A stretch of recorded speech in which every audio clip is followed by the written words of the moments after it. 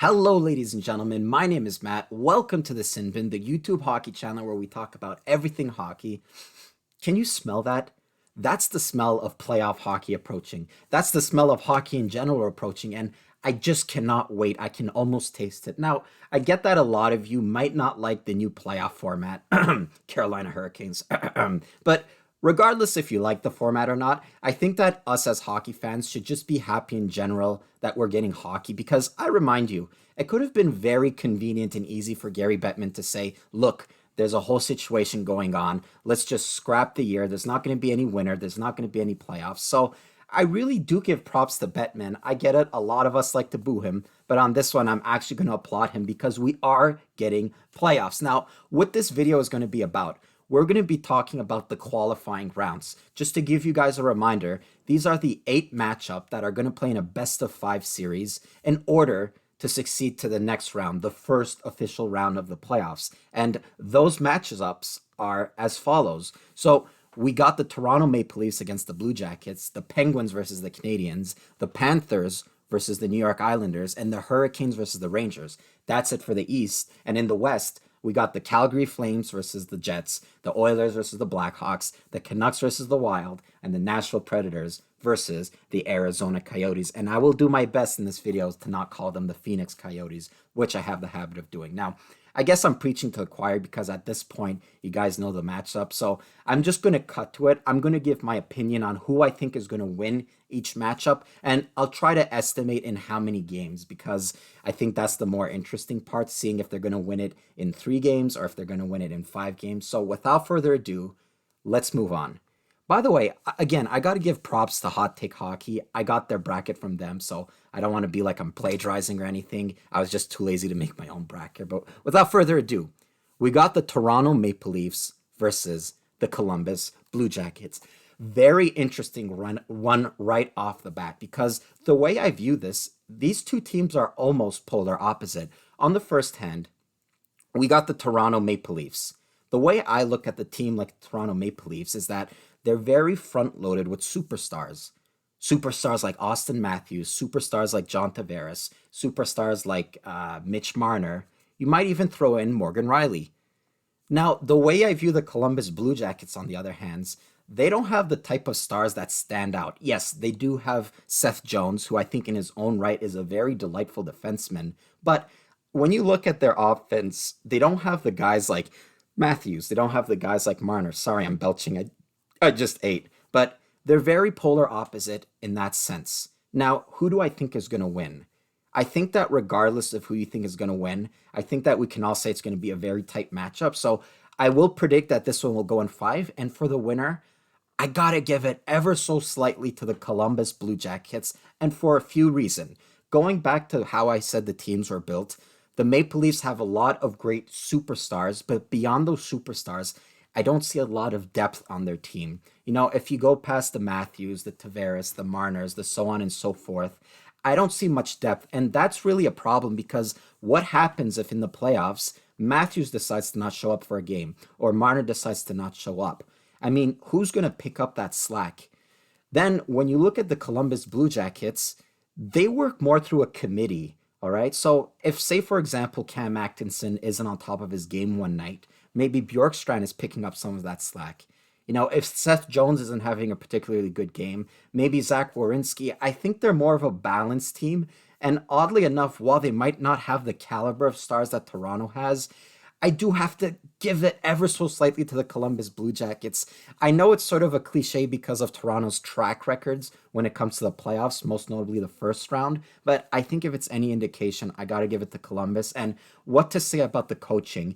I do like the replacement that they did, replacing Mike Babcock with Sheldon O'Keefe. I think that was a great move and it will benefit them in the long run. But in the short run, this is a very young coach who, correct me if I'm wrong, but I don't think he's ever coached in the National Hockey League. So he's going to have a lot of learning to do in his own right. And on the other hand, I think John Tortorella is one of the best coach. And hey, if they can knock off the Tampa Bay Lightning in 4 games, they can certainly beat the Toronto Maple Leafs in 5 games. So I give this first matchup to the Columbus Blue Jackets in 5. I promise you they won't be as long as this. Now, the next one is the Pittsburgh Penguins against the Montreal Canadiens. I apologize, folks in Montreal. I recognize I am wearing a Pittsburgh jersey. It's not because I'm rooting for them or anything. It was just laundry day, and all of my Canadians' shirts were in the wash. But I am wearing a Pittsburgh jersey. But with that being said, I think this one is fairly clear. I think it's fairly obvious. I'm going to give the edge to Pittsburgh in 4 games. And I'm being a little nice there. I think that Montreal is going to squeak away with a victory. And I get no amusement in saying this, but if you look at both teams, I think it's a tale of two cities. I mean, Pittsburgh has guys like Crosby, they have guys like Malkin, they have guys like players like Gensel, I should say. I don't think that Montreal has the type of firepower to go against the firepower of Pittsburgh. In addition, these aren't just guys that are good in their own right. These aren't just guys that have a whole lot of talent that you and I don't possess. They also have the experience. They've been to several cup finals. They've won several Stanley Cups. And a lot of those players who won Stanley Cups are still on the team today. So I think this is a no-brainer. I said Pittsburgh in 4 because I think there's going to be 1 or 2 games, or I should say 1 game where Matt Murray drops the ball. And I think that the Canadians can steal a victory there. But this is sort of a no-brainer. And what to say about Max Domi? There's a lot of news that he might not play in the qualifying rounds at all because of his diabetes. Obviously, having diabetes is an additional risk factor with the whole disease that's going on. So we don't know if he's even going to play, which is a huge blow. All of that to say, Pittsburgh in 4. All right. The next matchup in the East is the Panthers against the New York Islanders. Now, this one is very almost a copy paste of the Blue Jackets versus the Toronto Maple Leafs, but maybe a little bit not on the same level. What I mean by that is that the Panthers are very comparable to the Maple Leafs, where they have really, really good individual superstars like Huberdeau, like Barkov, who I think honestly is a top 5 player in this league.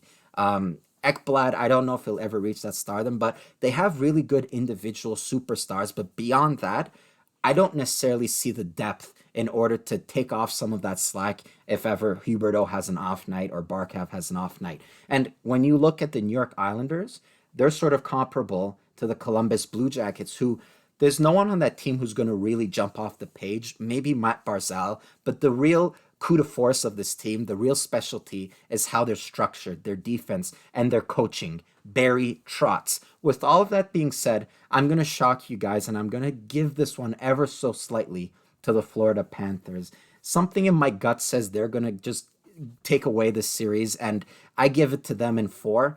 I think that the Barkov and the Huberdeau, it's not going to be enough for the Islanders to handle. So I'm going to give it to the Panthers. But I got to admit, this is one of the matches up that I'm the least confident about. I'm sure you guys can see it. I'm not really confident in this one. Next off, we got the Carolina Hurricanes against the New York Rangers. If this matchup was somehow happening 2 or 3 years in the future, I would say Rangers without a doubt. But the only reason I would give it to the Hurricanes is because I think the Rangers are going to be a really good team in the future, but now they're not quite ready. You know, rookies like Kako, their goalie Georgiev, who is very young, they strike me as a very young team. Anthony D'Angelo is another one. And one of the problems with a really young team is that they don't necessarily have that playoff experience. When you look at the Hurricanes, on the other hand, they have a lot of experience. You know, they made it all the way to the Eastern Conference Final and they got squashed by the Boston Bruins, but that is still very valuable experience. Combine that with the insurgence of Andrei Svechnikov. Let's hope he doesn't fight this playoff because it didn't end well last playoff, but his play this year, and who knows, maybe he might do another lacrosse style goal, but I am going to go with the Carolina Hurricanes over the Rangers. The only aspect of the Rangers that I think that they have on top of the Carolina Hurricanes is goaltending. You know, something about Mrazek. Is he still goaltending in Carolina? Anyway, something about Mrazek. I don't really have confidence in that goaltender. I think he's on some nights, off some nights. So that's it. I'm going to give it to the Carolina Hurricanes. And let's say, you know what? Let's go for it. It's going to be in 3. I say the Hurricanes in 3. I can't keep saying in 4 because one of them is going to be a sweep. So Carolina Hurricanes in 3. All right. Now we move on to the West. If you're still with me and you haven't turned off the video yet, we got the Calgary Flames against the Jets. Now, correct me if I'm wrong, but I think this was also a matchup from a few years ago. Now, this is a very interesting one for me Because if this matchup, we talked about if Carolina was happening 2 years in the future, if this was happening 2 years in the past, Winnipeg without a doubt. I think they're the better team. But the problem for me is that over this past offseason, their defense got demolished. I mean, Dustin Bufflin left. There was a whole contract dispute. Jacob Trouba left. He got traded away or he signed with the Rangers. And this is one that people keep forgetting, but Ben Sherratt ended up getting traded. And I think he was a very stable, very good stay at home defenseman that it's hurting them not having a Ben Sherratt on their team. So, all of that to say that I think their main weakness is their defense. And I think that Calgary, at least if you look at the defensive side, guys like TJ Brody, guys like Giordano, who's won the Norris Trophy a couple of years ago, and I haven't at least seen much of a downhill climb at this point when it comes to Giordano, or a descent in his play, I should say. Something in my gut still tells me Winnipeg is going to take this one away. I don't know how to explain it. Maybe it's Hellebuck that's having an absolute unreal season and he's just going to steal games left and right. But I'm going to say Winnipeg. Also, combine that with the fact that I feel like Calgary is one of those teams like Washington was back in the days where they had all of the superstars, but they just couldn't seem to win in the playoffs. Calgary strikes me as one of those teams. We give a lot of crap to Toronto, but I always felt that way with Calgary. They got knocked off by the Colorado Avalanche. The year before, I think they lost also. So, at least for me, I say Winnipeg in five. It's going to be a really, really close one. I will tell you that. Almost as close as Columbus, Toronto. All right, next one. So we go to from a really close matchup to one that's not so close. So we got Edmonton versus the Chicago Blackhawks. First, let me start by saying this is the matchup of the beautiful jerseys. I think personally the Blackhawks have the greatest jersey in all of the NHL, and I'm a Canadiens fan. And Edmonton, at least their blue jersey, I liked a lot. But we're not here to talk about jerseys. We're here to talk about who's going to win the match off. And it's very easy for me. I give this one to Edmonton. I will say in three, I think it's going to be a sweep. The only aspect that Chicago has over Edmonton is the experience. Guys like Taves, guys like Kane, guys like Duncan Keefe. They've made it in very far playoff runs. They've won multiple Stanley Cups, two or three Stanley Cups. So they have that going for them. But if you look at the team structure as a whole, they can't stop the firepower of the Edmonton Oilers. I mean, they take a penalty and it's game over. Draisaitl is going to strike or Connor McDavid is going to strike. Whoever strikes, I think that Edmonton runs away with this one. Also, guys like Taves, guys like Keith, guys like Corey Crawford, they weren't the same players they were when they won those cup. I still think that Kane is playing sort of at the same level, but for those other guys I mentioned, they're a far cry from where they were when they won the cup. So easy one for me. I give this one to Edmonton in three. I would be shocked if the Blackhawks run away with this. All right, next one, Canucks versus Wild. This one I don't think is going to be as easy as the Edmonton Blackhawks matchup, but I do think that in the end, the Canucks are going to win for similar reasons. They cannot stop the firepower. The Wild cannot stop the firepower of Vancouver. If you look at guys like Pedersen, if you look at guys like Besser, it's sort of similar where if you take a penalties against this guys, they'll make you pay. Also, I think that they have better goaltending. Jakob Markstrom was having potentially a Vezina type season. Who would have known maybe had the season ended in a normal fashion, maybe he would have dropped off the face of the universe. But the way it ended after 69 games, I will definitely say that I think that Markstrom was one of the better goalies, and I think he can definitely steal a few games. But also overall, I think that they're just a better team. Minnesota strikes me as very blah. And similarly to the Canadiens, which I didn't talk about, but they traded a lot of their players before the deadline. They got rid of Kovalchuk, they got rid of Cousins. Well, the Wild got rid of Zucker, so that's not going to help them either. I definitely see this one going to the Canucks in 4 games. I will say this, though. I don't think the Canucks will win past the official first round of the playoffs, though, because similarly to the who was that team I was talking about? Well, the Rangers. Similarly to the Rangers, they're a very young team. Pedersen, I don't believe has any playoff experience. Same thing for Besser, definitely for Quinn Hughes. So I think it's going to be hard for them to make it past this round. But just for this qualifying round, it's in stone here. I give it to the Vancouver Canucks. And then we get our last one, the Arizona. I had to try hard not to say Phoenix. The Arizona Coyotes versus the Nashville Predators. And this one is also a pretty easy for one. The West seems more clear to me than the East.